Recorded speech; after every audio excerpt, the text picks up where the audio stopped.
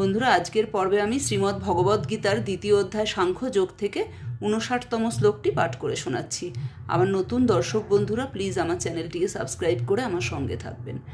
ভগবান শ্রীকৃষ্ণ অর্জুনকে বলছেন, বিষয়া বিনিবর্তন্তে নিরারস্য দেহিনঃ রসবর্জম রসপস্য পরম দৃष्ट्वा নিবর্ততে।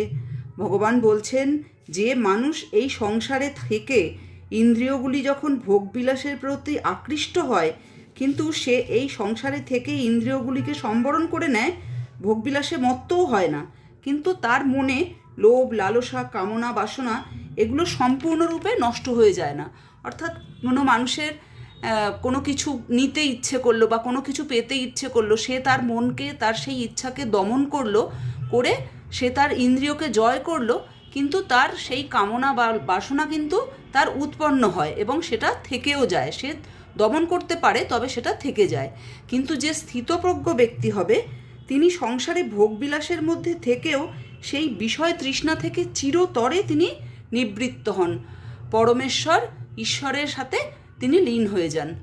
এই হলো ভগবান শ্রীকৃষ্ণ অর্জুনকে স্থিতপ্রজ্ঞ ব্যক্তি সম্পর্কে এই বলছেন। নমস্কার বন্ধুরা।